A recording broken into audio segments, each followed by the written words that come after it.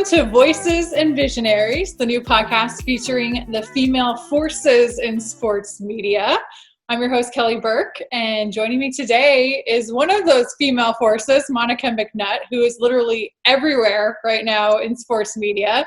She's an analyst and studio host for ESPN, ACC Network, Fox Sports, and MSG Networks, just to name a few. And she also hosts a weekly podcast, Buckets, Boards, and Blocks for Pure Hoops Media. Monica, it is so good to see your face, girl. Oh my gosh, Kelly, this is long overdue. Thanks for having me on the pod. Thank you.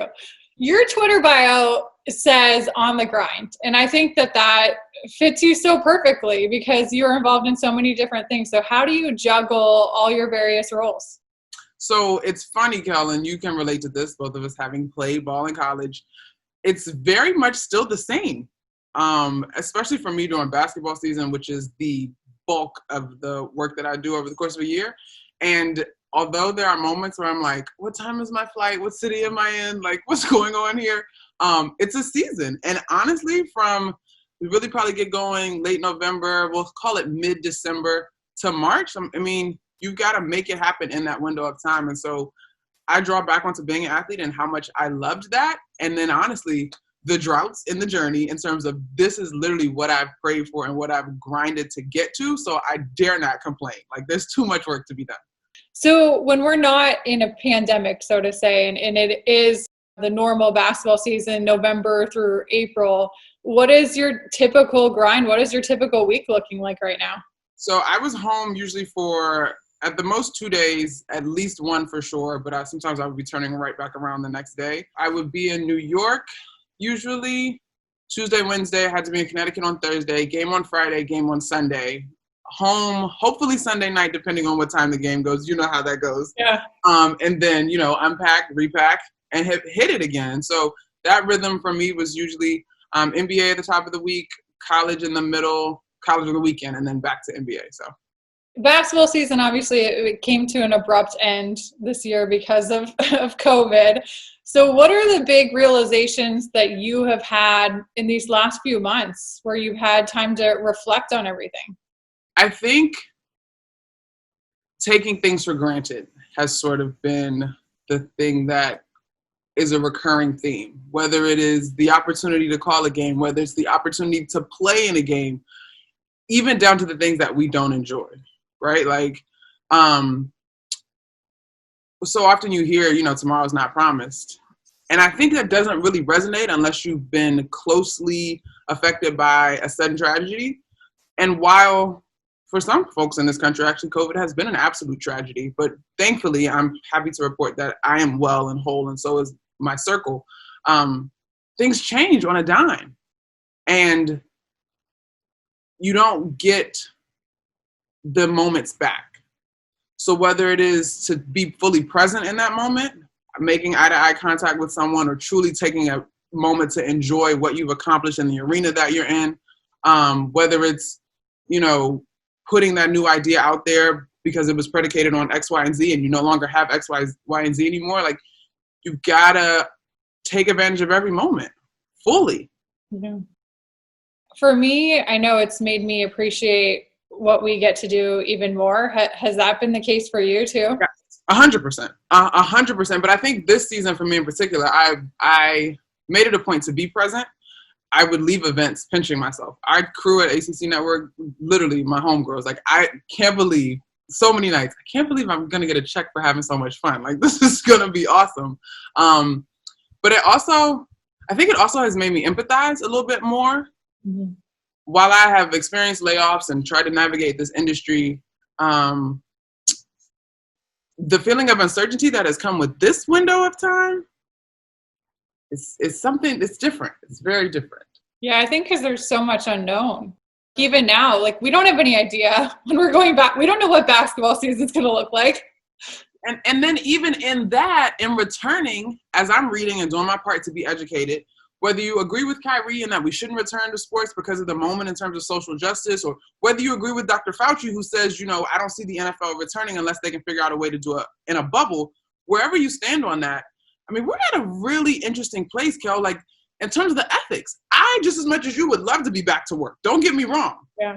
But I can't begrudge a WNBA player who opts out of this season because she's got small kids, or an NBA player that does the same thing. You know what I mean? Or for Malcolm Jenkins to say NFL players are not essential, because they're not. And I get the economic trickle down, whether it be college sports or pro sports, but 40 plus million people are out of work. And COVID has been the great equalizer. If that means that pro athletes are out of work for a season, welcome to existence in America, that you can't hide behind your wallet.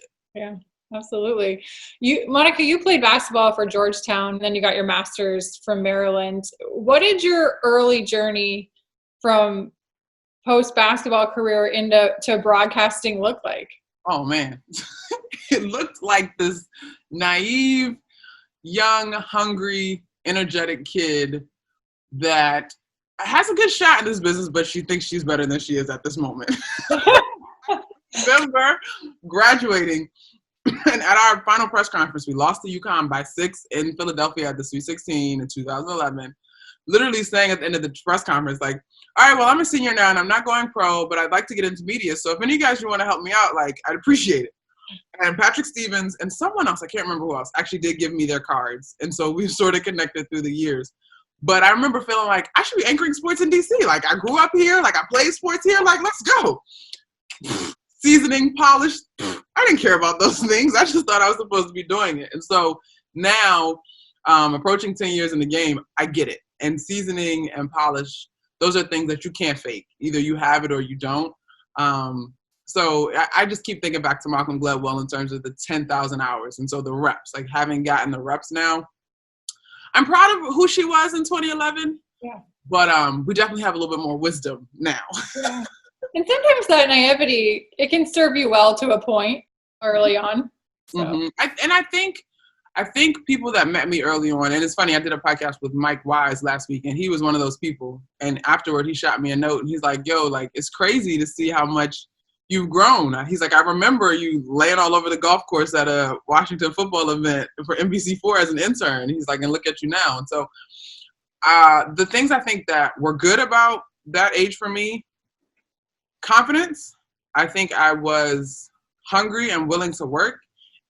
And those traits, while I'm finally sort of getting on and I'm proud of the progress I've made, those traits have had to remain constant throughout the journey because the hustle don't stop. It just changes forms. So true. What has been your experience as a Black woman in sports media? Oh, man, y'all. Whew. I know that's a broad question, but and we'll get into more of the racial and social justice stuff later in the podcast. But I just as far as the sports media part of it, I'm curious. So I had a unique upbringing in that I'm from Prince George's County, which is one of the pockets in the country where Black folks live well. So like my doctors, dentists, my mom was very diligent and intentional about putting Blackness around us. So in 10th grade, when I went to an all-girls school that was predominantly white, even then, I knew that I was a minority, but I was not ill-equipped. Like I was still confident. I had been well prepared. It was now just a different setting. When I got into sports media, I remember thinking, I'm good. Like, that's it. I'm an athlete, right? Like, if you're an athlete, you can score, you can defend, you get on the floor. When I got into the game, I was like, I'm good. Like, let's go. So it wasn't until I would apply to jobs, maybe get an interview, maybe not get an interview. I'd go back and look when the positions are filled and look that, oh, they were looking for a woman, but she doesn't look anything like me, that it started to register. Now, there's an interesting balance in that, Kelly, because, again, part of that is, okay, she does have a couple more years of experience than me. Like, very rarely was it an exact same thing. And it's a subjective industry, so it's not fair to say, oh, they were looking for a white woman. However, I have left plenty of interviews or had plenty of conversations with news directors and thought to myself, they're not really serious about diversity. Like, they may not be ready for my look because my hair has always been short. Like, bright lipstick is always a thing. Like, you know what I mean? Yeah. And so I remember when I left my job in West Palm Beach with the American Sports Network, which is no longer, really thinking, are you serious? Are you going to keep this look? And this part of me is not something that I was willing to sacrifice for the business. And I feel strongly that things don't change unless you push the envelope. And so do I think that I've hit lulls in my career attributed to being a Black woman, particularly a Black woman with short hair? Yeah. But when I look at the grand scheme of things, I wouldn't change a thing. You've always rocked your hair. Like, I just love it. Like, I love that you've always stayed true to who you are. And you've always been somebody, even from when I first met you, like, that's spoken up and not been afraid to push the envelope and to say what you feel. And Yeah. I mean, how can you not respect that? I love that. And I do think the tide is changing. And you mentioned all that's going on in our society in 2020. I think that all of that is important. But the other part of it is, because I know that I'm pushing a little bit in a non-traditional way, I'm mindful to be prepared. You know what I mean? Like, please don't call me for no NHL or golf job. Like, that's just not my strong suit. We're not going to play one another. Like, that's not it. But if you get me in my wheelhouse, let me show you what I can do. And if you want me to go with NHL and golf, let's get a strategy so that we both come out of this looking like smart people and not, oh, she didn't belong there. So I think some of the grace that I have now and the understanding I have now, literally, like, hell, it only comes with time. You know what I mean? And I think it's tough for young women in this business because you want to push, you want to work. And especially for us as athletes, it's like, I want to shoot this shot in a game. I practice this shot in practice. Like, here's the game, let's go. And it's not always a 1+1 in this industry. I was listening to an interview you did recently, and you talked about how you've been very calculated in your career. And so what did you mean by that? That is me being true to myself, like you said. When I got a job here in DC as an MMJ for the cable sister station to the ABC affiliate, I had a photographer say to me, McNutt, is that your real name? Are you going to change it? And I was like, change it? Why would I do that? He's like, you're not going to get like more TV last name? I was like, no, like, that's my last name. It's my dad's name. It's my grandfather's name. Like, no.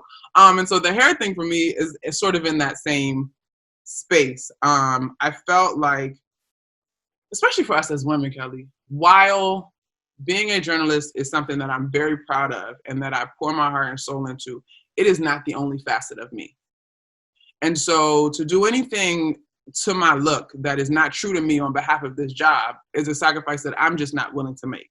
Mm-hmm. Fitness is important to me. I get up in the morning and my hair works from fitness. You know what I mean? Like, Blackness is important to me. My hair to me represents that and the confidence in that. And so I think as we get older, the quicker we can learn what our no's are, the more true to ourselves we can be as we navigate. It's interesting that you say that, because I can remember earlier in my career, maybe mid to late 20s maybe. And I had an agent at the time.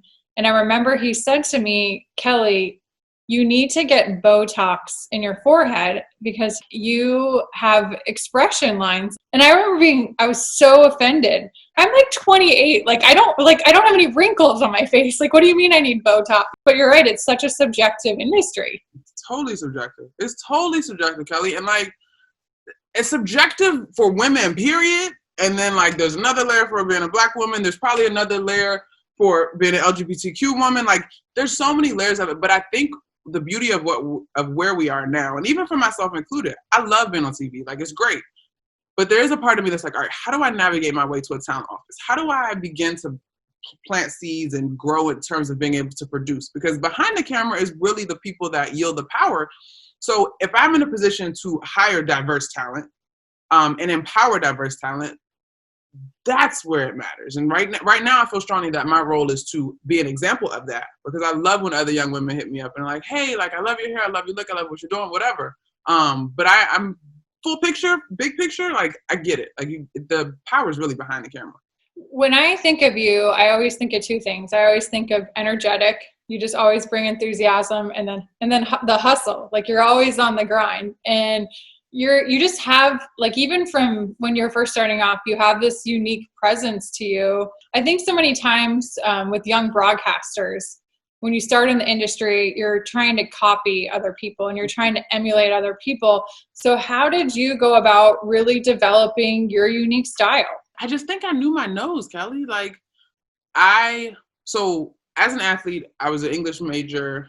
I took a couple journalism classes at Georgetown, but really didn't have the skill set that I wanted. And I remember distinctly thinking, okay, I don't want to be pegged as just an analyst. So I met George Solomon, who was like my journalism godfather. He just retired. I love him. And I got a fellowship at the University of Maryland for my program. So I went and got equipped so I can do the whole MMJ deal. But I remember at one point in grad school thinking, I hate the reporter voice. Like, I hate that stuffy, like, and we're here on the scene, and like, I hate the reporter voice. And to me, it doesn't make you sound like you know what you're talking about or not, right? And so I decided then that I wasn't going to do the reporter voice. And I was already set on my hair. I was like, all right, here we go. I just think I have been able to rely on hard work and the abilities. And I think when you are confident in what you bring to the table, it's hard to waver. I mean, not that we don't all, have moments where we've got frogs in our throat, but I can't say that the most intentional thing that I have done is my hair. But in terms of truly finding my voice, I just try to be as prepared as I can be. And I don't pose like I know more than I do. Like, some of my favorite moments in commentary have literally been questions that I've either posed to my other panelists or whatever. Like, just hear me out. Follow this thought process with me. So I just think doing the work and knowing that you're prepared allows you to be confident in who you are. Monica, what do you think makes a good analyst? Oh, man. It depends on what you want. It depends on as much as I love Doris, like, I don't think I could ever be Doris. I mean, and you know what, Kelly, this question is crazy too, because I'm always fascinated by Twitter reaction to whatever NBA analysts we're listening to versus us who play, because I'm like, y'all are blown away by that? Like, you couldn't see that? But I forget that, like, I'm a basketball player, you know what I mean? I think a good analyst is someone that brings insight. How you do it, there's a variety of ways. But I also have realized at this point in the game, you're not going to be everybody's cup of tea, right? So there may be people that says, oh, she cracks too many jokes, so she's having too much fun. Like, all right, that's fine. But did I mess up a stat? Did I, you know what I'm saying? If you actually were listening, did I give you some basketball knowledge? Like, I think insight is what makes a good analyst. And I think the camaraderie between your play-by-play person really comes through. Like, if people can tell you're having fun, I think that amps up a broadcast. I think you're so right on that. And plus, it just makes it way more fun for you if you go well with your play-by-play. I have fun, Kelly. Like, I have fun. And again, like, you talk about finding my own voice. I have just decided I'm going to be me, and I'm going to prepare as me. Does that mean so-and-so network might not want me? Maybe. But here's these other two that do want me. And that's okay, too. What have you really worked to improve? Not talking so fast. And it is still an ongoing point of focus for me, particularly when we get into the panel and debate sort of space, because the energy is like, oh, let's go, let's fast. I'm so excited. And I think you got to remember, it's not just the analyst you're talking to, or you're not just having a conversation with yourself. You've got to get through the medium of the television. So definitely talking slower is something that I've had to be mindful of. Monica, you mentioned American Sports Network, and that was several jobs ago. It seems like a million years ago, but it wasn't that long ago. It was like 3 years ago or something. Mm-hmm. And there was a time after your contract ended there and ASN had folded that I remember you and I had emailed back and forth, and you weren't sure what was next. You were trying to find your footing, and there was a lot of unknowns. But I do remember you told me you were excited and you were confident for whatever was coming. Mm-hmm. And so how do you feel like that was a defining time in your career? Kelly, that season was everything. And if I had known what I was about to go into, I don't know that I would have wrote that to you in the email. Man, Kelly, let me give you a little backstory on that. In 2015, I was laid off for the first time from the local station that I worked at here in DC. I had a job less than 60 days after that layout. In fact, I probably had the offer within 30 and everything went final. It took about 60. So the second layoff, again, maybe naive, like whatever. I was like, oh, no big deal. Like, I've been there, done that. Like, I'll land a job in 6 months, right? Little did I know that was not going to be the forecast. And so again, we talk about acknowledging that we are more than our jobs. I came back to DC. I had a family stuff going on, left like crazy. And so that first 9 months while I was home, I really wasn't locked into the job thing at all because I had so much going on with my family. So when I started to turn the tables back to the job piece, it wasn't happening quick at all. Like, Kelly, I was substitute teaching. Like, I teach cycle as a side thing, but my side thing became one of my main hustles. Like, I'm teaching 5 classes a week, like, just trying to make it work. And I remember being like, God, like, am I going to go back to doing this full time, or is this just going to be a passion project from now on? Because, like, I mean, I got degrees. I can go teach English and, like, hustle to the Wizards game at night if I need to. But, like, I'm good. Like, I very vividly remember watching Maria Taylor and being like, she's good, but, like, I'm not that far away from that. Like, I'm just not, right? And so for me, that 2 years, about close to 2 years, 18 months for sure, that span of time was so important because it reminded me of who I am outside of what we do, right? Like, when you get laid off, they're always like, oh, don't take it personal. Like, it's just company right sizing. But I think because literally what we produce is us being there, journalists in particular are especially tied to the work in terms of our identity and our value.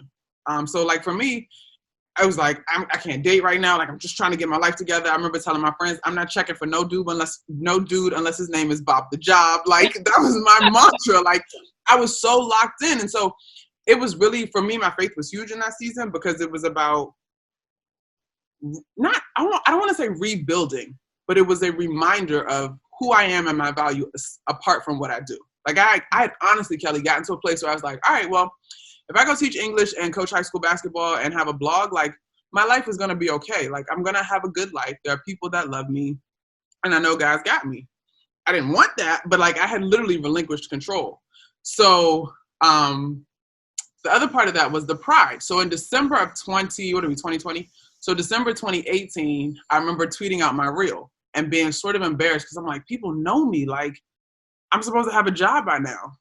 So I tweeted out my reel. Didn't go full on viral, but I remember Maria Taylor and Jamel Hill retweeting it and both saying really encouraging things about look out, like, she's up next. And Maria actually messaged me aside and was like, yo, like, I think you're dope. Don't stop. Like, keep pushing. I want to say that same week, I got a call from FS1. That was I had gotten a 6-game package from them, but I was like, oh, they're just throwing me a bone. Like, I can't live off this. But they called me because they had a top 10 women's matchup open up and they need an analyst. Nice. So in my mind, I was like, okay, well, he's not just throwing me a bone. Like, if he's going to put me on his top 10 game, he must think I'm legit. So really, that was sort of the dominoes that started to fall as things fell in place for me. But I also, that same December, was applying to teach English at a charter school in DC. I was looking at old emails you and I had exchanged, but I swear we even had, like, a phone conversation or maybe a text one, like, years ago during this time. And I remember almost being worried because I think one of the conversations we had, you kind of said, well, maybe I'm going to get out of the business, or you were not sure that you were meant to be in it. And I remember I was shocked because I'm like, no, like, you have what it takes. And that's what's been so exciting is to watch your star rise since then, because I think all of us that are friends with you and know you knew you always had it in you. So many of us go through some point in our career where we do, like, a gut check, like, am I really supposed to be doing this? Maybe I should just get a 9-to-5 job. Mm-hmm, mm-hmm. And we need to be honest about that as women. We definitely did have a conversation, and I probably did. Yes, you're right. I think, Kelly, the other part of that the other reason I would not change it is because it made, again, compassion really relatable. When I'm talking to my mentees, just graduated, trying to figure it out, like, no, baby, I understand. Like, I grossed $22,000 in a year, and for real, I understand. I literally was there. And the other part of it, though, Kelly, and again, especially us as women, if I had decided to pivot, that it's also okay as long as you have been true to yourself. You know what I mean? Like, I'm thankful that I was able to hang in there, and I actually had a friend who was like, Mon, like, for real, like, if you do that, we're not friends anymore. Like, you got it. You got to keep pushing. But at the same time, that's not all of our stories. And we can't shame one another about making changes because life has a way of dictating what's next. And it's our job to respond in the way that is healthiest for us. Absolutely. I think, too, especially if you are a person, if you don't have any regrets, then you know what? You do you. Mm-hmm. Monica, what's been key to getting to that national level now? Oh, man. Networking. That's the truth. Like, networking. And just kind of networking and being prepared. When I got the call, so I first met Pat Lowry, who was the coordinating producer at ESPN. You know Pat. Yeah.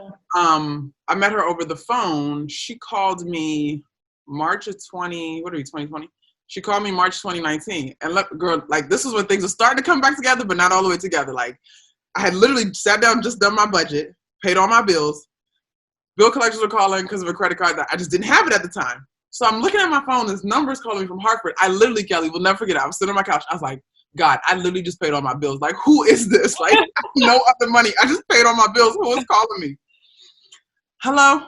Hi, is this Monica? Yeah, this is Pat Lowry, the coordinating producer from ESPN. Oh, I know who you are. How may I help you? So she called me on like a Wednesday night and needed me to come down to the SEC tournament to do studio that weekend. And I was like, I have to fly out to LA for Fox on Sunday. She's like, so can you come down, watch games on Friday, do studio for me on Saturday, and we'll get you out of there. I'm like, yes, hands down. So that was like being prepared in that moment. When I left that event, she's like, you were great. I would have slowed you down on your talking a few times, but you were great. And you'll hear from us when we launch ACC. Like that was the first seed. You know what I mean? Yeah. Again, like being prepared. I had shot her emails before. She had never responded.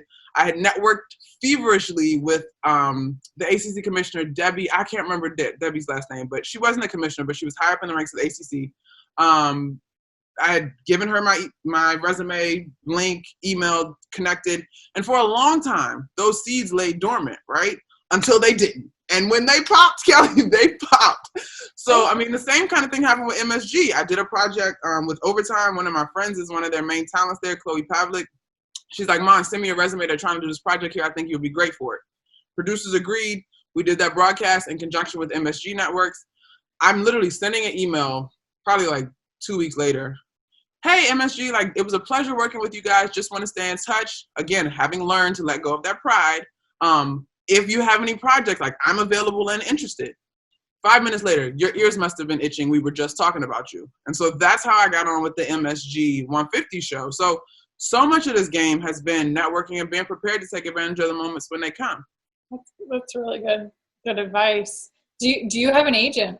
And now I have an agent. Okay. So when did you feel like you needed one? So this will be my third agent, the first agent that I've actually paid, though.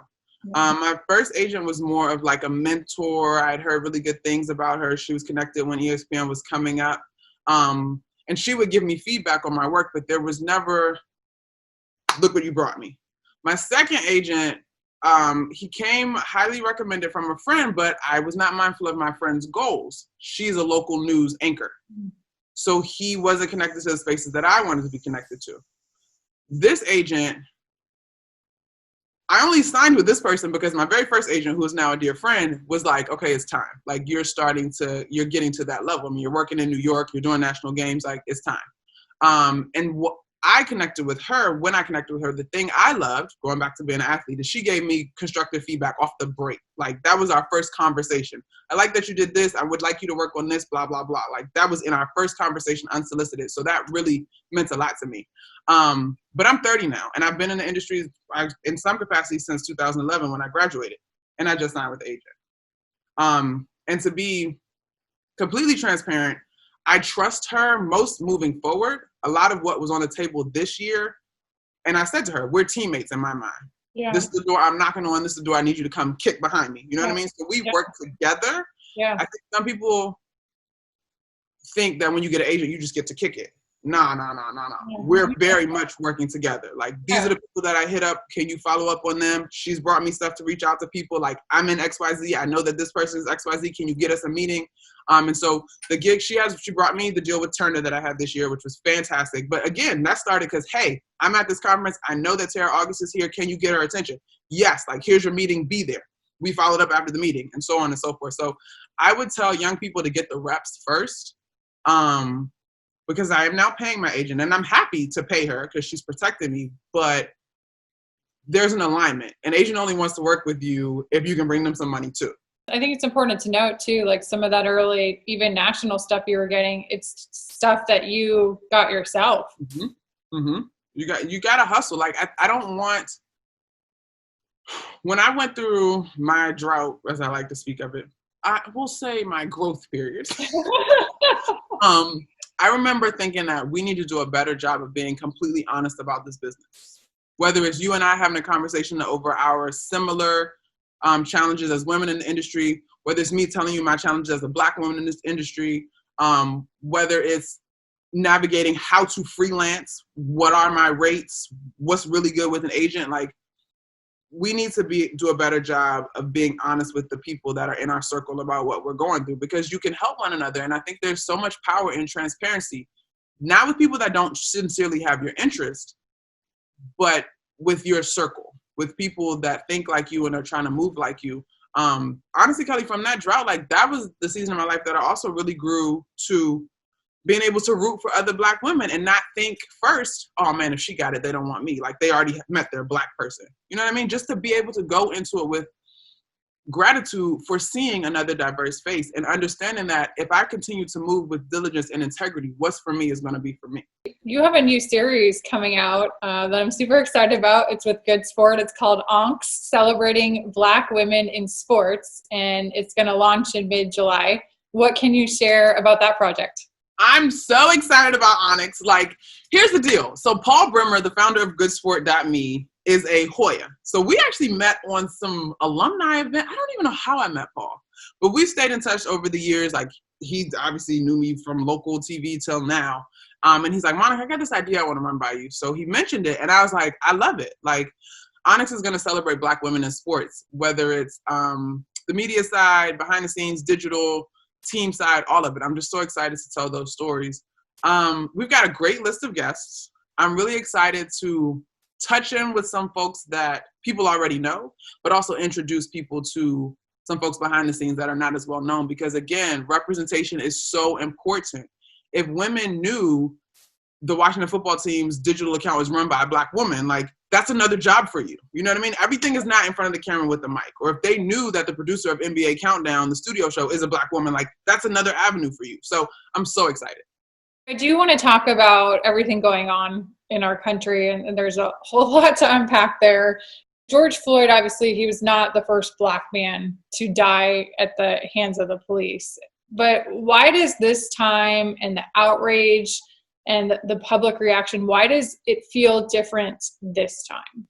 Because of this exact moment, Kelly, right? Like, I flip it back to you. It's not the first time. And maybe you're an outlier, but how many times have you had a conversation with the Black folks in your circle after it happens? Yeah. You know what I mean? Yeah, I mean, not a ton. Right. So it's as sad, terrifying, uncomfortable, deadly, quite honestly, as COVID has been, it has forced our country to look at the breaches, the inequities in our society.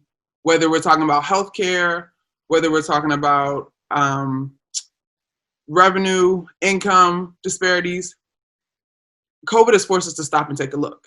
And I think the perfect storm of COVID and the divisive nature of the current White House administration culminated in a moment in which Black folks are home, a good portion are out of work, and they got time, as we like to say. I got time today. And so that's why we saw 14 days of consecutive protests. But I am so empowered and hopeful because those protests were not all Black people. It was you and I represented out there. It was a diverse group of people who acknowledge, wait a minute, we need to do something in this country. I've heard people say that the sheer coldness of that video did something. I didn't watch it because I don't need to see it. That video to me was Philando Castile in Minneapolis 3 years ago now, whose girlfriend and her daughter are in the car. Like, I don't need to see that again to know the way this country views Blackness. But I am empowered because this is a moment in time where people can decide which side they want to be on. My concern, I will say though, is how we keep it moving forward and that it's not just a trend. I made myself watch the video through the whole thing. And I mean, I cried. It was awful to watch. It was disgusting. Mm-hmm. I mean, there's four officers involved. Like, and none of them are doing anything. None of them are doing anything. And was your goal to restrain this man, or was it to kill this man? Like, 8 minutes and 46 seconds? You know what I mean? So, and Kelly, it's so,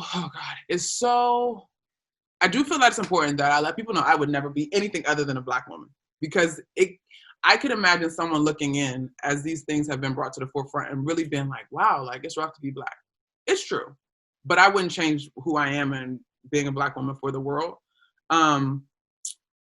But it took all of this. Like, this is why, for me, people that flippantly tossed off Kyrie's idea of not resuming the season as a move to stand in solidarity and not allow the country to go back to being distracted irritate me, because whether you like or dislike Kyrie, he's actually correct. We're not going to get another pandemic. Like, this is every 100-year occurrence. We will not get a moment like this again. Now, I'm not naive. It's the combination of the risk of COVID and the social justice movement that make it an opportunity for some guys to sit out. I'm not naive about that, but you can't toss that aside. Like, you can't toss that aside, because we hide behind sports so many times. And as much as we want to say sports has a way of unifying, the last 4 years in the NFL, there was no unity for Colin Kaepernick. And there's still, moving forward, are some things that have to be worked out in terms of the fact that we haven't heard from many presidents or team owners or presidents, right? Yeah. So we have work to do. I'm proud that people are starting to acknowledge the disparities and inequities, but it can't stop here. Like, this is just the beginning. What I find interesting about the Kyrie situation and the people saying stuff and criticizing his opinion, look, Maya Moore, she's already done that. She's already done that. Mm-hmm. Yep. And she, like, I don't think people we obviously love women's basketball, but we're talking about LeBron, like, stepping away. Like, Maya Moore is not somebody's bench rotation player. You know what I mean? But again, and that's a whole nother layer of the conversation in terms of where Black women fall in the societal totem pole. I think Maya is so great and is such a unicorn, and I mean that in the most complimentary way. She had a very specific goal that she was going after when she stepped away. And to her credit, she has achieved it. And perhaps this moment seems a little bit nebulous, but the issues that need to be rectified in our society, like, across the board. I keep telling my friends, like, guys, just understand, anything bad that happens in our country, like, it disproportionately affects Black people. Look at the COVID numbers. Like, anytime anything bad happens, just look at the numbers. And that's not because we're not trying. That's because of American history includes 400 years of slavery, and then you move from slavery into Jim Crow and sharecropping, and the system has never really been in our favor. Like, there's a reason that Amy Cooper felt like she could call a police officer, which we all have the right to do, but she could have this man who was actually in the right, and Christian Cooper, taken care of, right? Like, this is the system that we have to acknowledge. And I'm not saying all cops are bad, but all Black people not bad either. Like, there's no instance that has been in the news or the headlines where a Black person has lost their life that you can justify in my mind.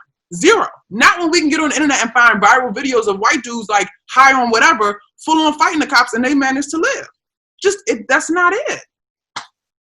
How has your gamut of emotions over the last couple months allowed you to find strength to speak out, to stand up for what you believe is right?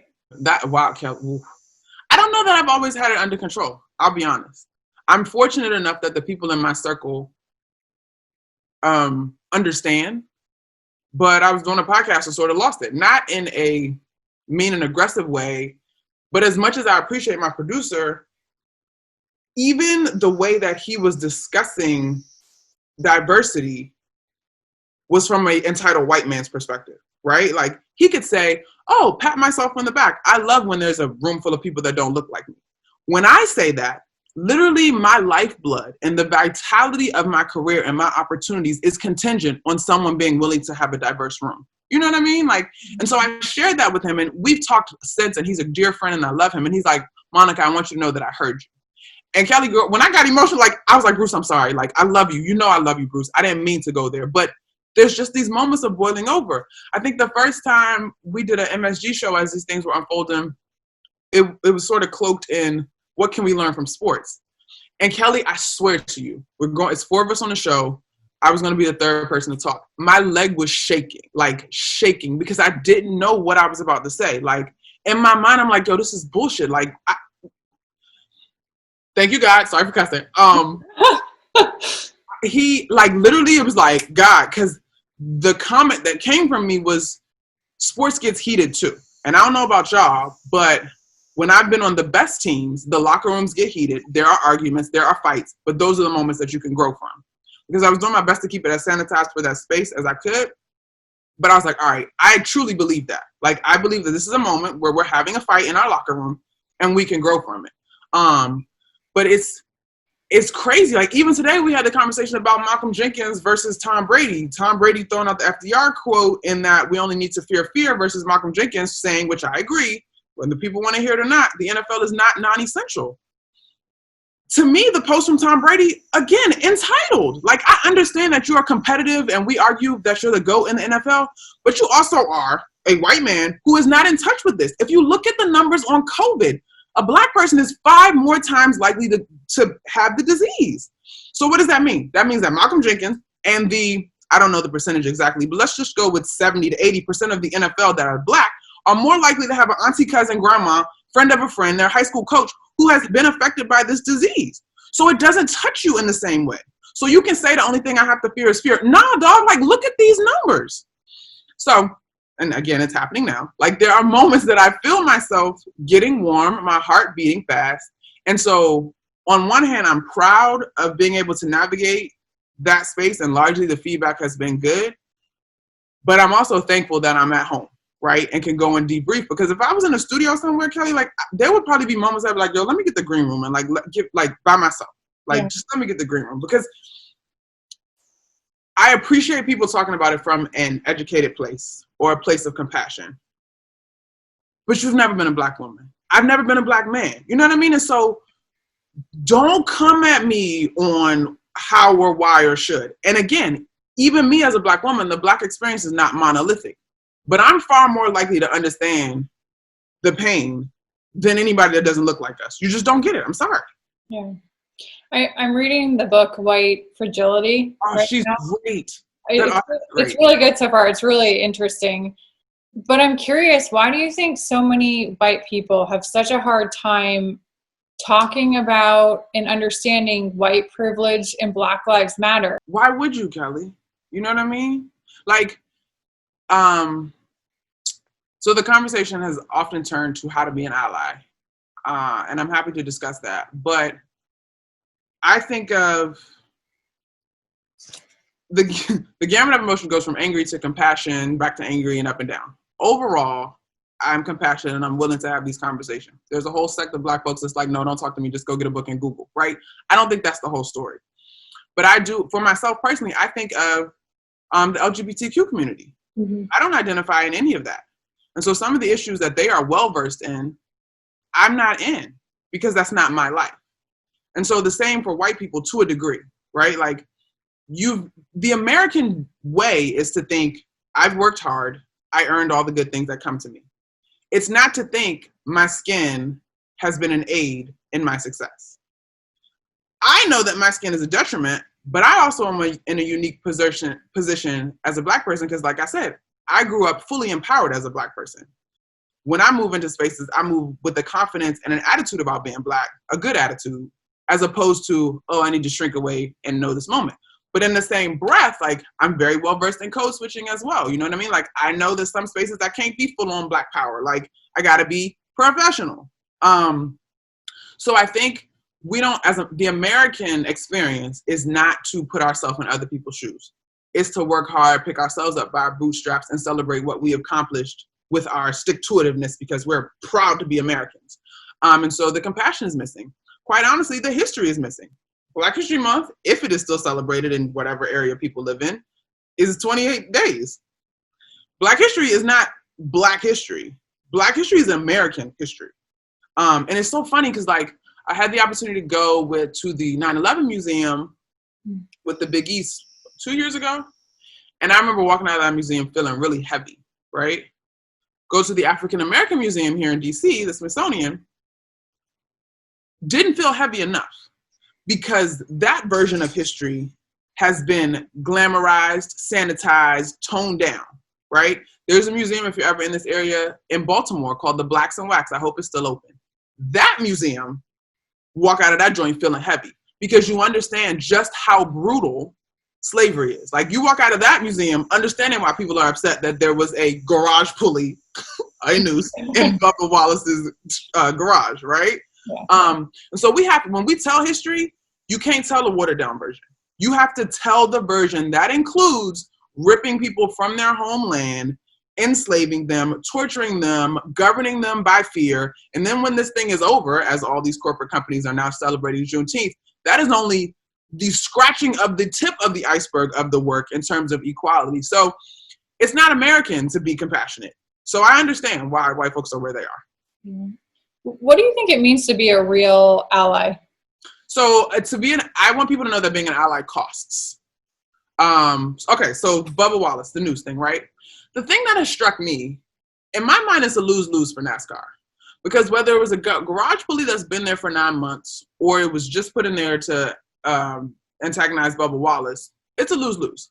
So we'll just say, since Bubba Wallace is the only full-time driver, black driver, we'll say that for 9 months, let's just say a race a month. I don't know if this is accurate. But we'll say for 9 months that different racers were in there. Their whole crew is white.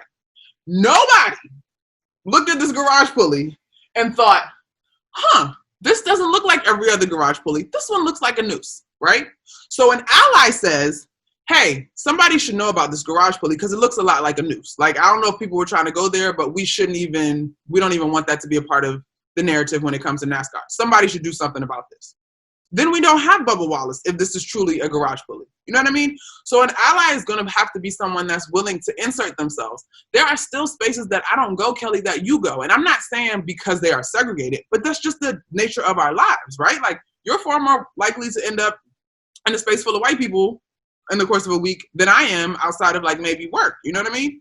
So when the jokes come, when the inappropriate comments come, challenge your peers, like, challenge your people. That's not, one, it's not historically accurate. It's not funny because Joe Schmo that was at whatever event that you were at is also the loan officer at the bank who, you can look it up, denied a loan to the black family trying to move into the white neighborhood because that's where the schools were better and they wanted to give their kids a better opportunity. So it all trickles back down. Monica, how do you ensure that in our space, in the sports media space, that Black people and people of color get a seat at the table in prominent front-facing roles on camera or in decision-making roles behind the scenes? I don't know that I can ensure it yet, because again, I'm not in talent, but I'm working on it, Kelly. I'm gonna get there. I think you gotta love Black people the way you love Black culture. Quite honestly, there are, what we got, hockey and NASCAR, if Black people didn't play sports. And I'm gonna include baseball because there's a good percentage of baseball players that are Dominican, which, while there's a whole nother conversation there, they are people of color, right? So if Black people are not a part of the culture, we don't have the Big Five. We have one of the Big Five, and we have NASCAR. And so if the same appreciation and gratitude for the performance existed for what can be brought in the production space, on camera, the mental aptitude, there would be more balance. I also think, even if you're not going to go that deep and have that much appreciation, I can't tell the story of a frog because I'm not a frog. Like, I don't, you know what I mean? Like, I'm covering a bunch of frogs. Like, somebody got to be able to relate to these frogs. You know what I mean? Like, yeah. I hate to use animals, but white people just are not as equipped to tell stories of Black people as Black people. And I'm not saying that there are not terrific reporters who are white. That's not what I'm saying. But in the room can't be all white and you're talking about all Black bodies. Like, there's a disconnect. There's just a straight up disconnect. Do you think we're going to see more, like the segment you were launching in mid-July? And then I was really encouraged. I saw that Carrie Champion and Jamel are not only are they the talent for this new show they're launching, or series Disruptors, they're also executive producing it. Do you think we're going to see more and more of that? Yes and no. Jamel and Carrie are well accomplished. You know, they're both women that are into their 40s. They are documented. Would somebody at Vice call me up right now and do a show? Probably not, right? You know what I mean? And I think that's such an interesting question, Kelly, because there's some give and take. Would somebody call me right now for that show? Probably not. Is there probably a white chick that somebody probably wouldn't call either? Probably as well, right? We would both be in the same boat. You're not there yet. You don't have the names that are big enough. But her path to get there should be the same as mine, potentially, if we're both working just as hard.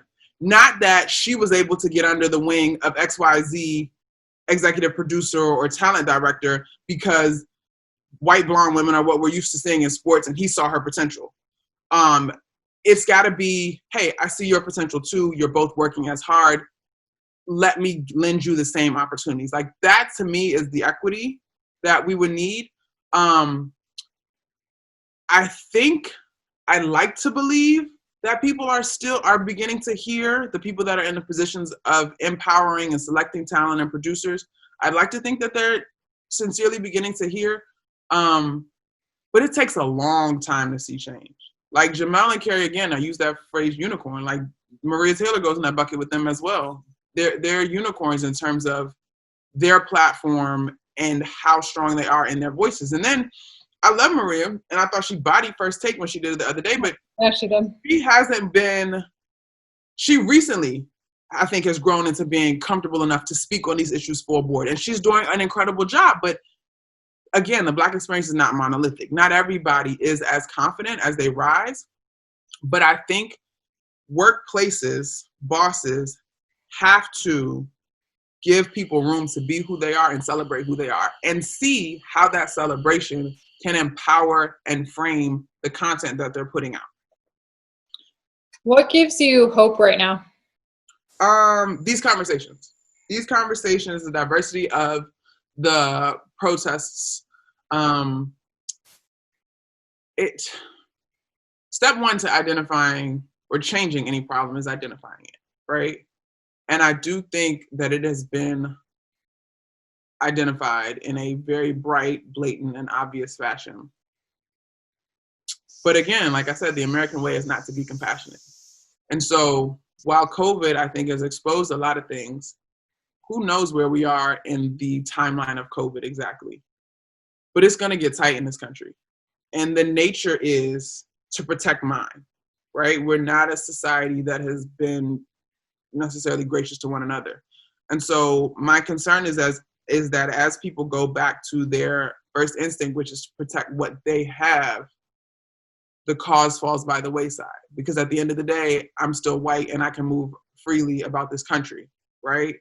Meanwhile, Black communities are continuing to suffer, and that change can't be made if everybody at the protest is simply Black. So I'm hopeful, but I'm concerned. Like it's just not our nature to really look out for folks that don't share our same interests. You might have just answered my next question, but what gives you pause? That by nature the American way is selfish. It is excess. It is heaping upon myself and my own.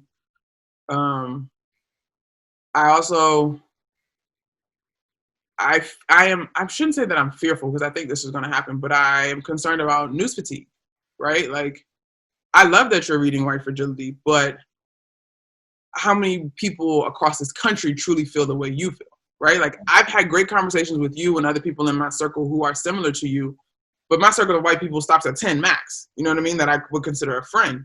So I don't know what those people that voted for our current president in the middle of America, I don't know if they're really hearing. It can't stop. Like this is going to be uncomfortable. This is asking people to step out of themselves and acknowledge the disparities that another group is suffering. And that's just not American. Hopefully America can start to see the light a little. I hope so, Kel. In the interim, I'm hopeful. Like in the meantime, right here, right now, in the immediacy, I am hopeful. I'm super proud of these conversations, and I appreciate you for reading that book, for having these conversations. Like, I get it. It's tough to acknowledge your privilege, right? And for me, like, this is the same house that I grew up in. Like, my parents are married. I went to private school all the way through. Like, I have privileges as well. But my skin has not been one of them. I'm somebody that I embrace not being comfortable. You know, I recognize, I think it's the athlete in me, probably like the athlete in you, that you recognize that to grow and to keep bettering yourself, you have to be uncomfortable. Yep. And I think the other part of this conversation too that I think is important, as much as I wouldn't change being a Black woman, like I'm not asking you to change who you are either. The part of this conversation is to acknowledge the privilege, like to be my ally. And it's funny because like my dad asked me the other day, He's like, you think Colin Kaepernick should be on a roster over Cam Newton, right? And I was like, oh man, like, whoa. Like Cam, the argument on Cap for me is like, it has nothing to do with football. It just has to do with an apology, like making this thing right.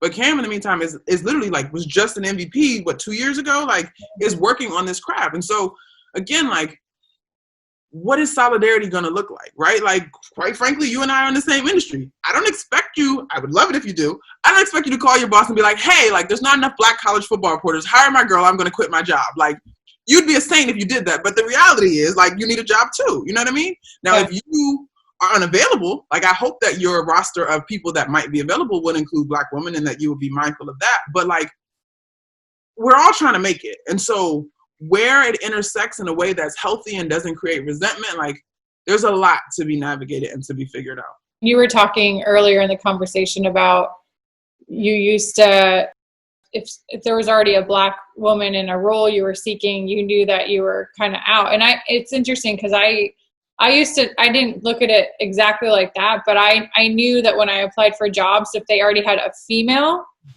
regardless of what rate, I knew that there was very little chance I was going to get the job. I had this realization, I think when I joined Awesome, honestly, that I used to think I could only be friends so much with like other females in sports.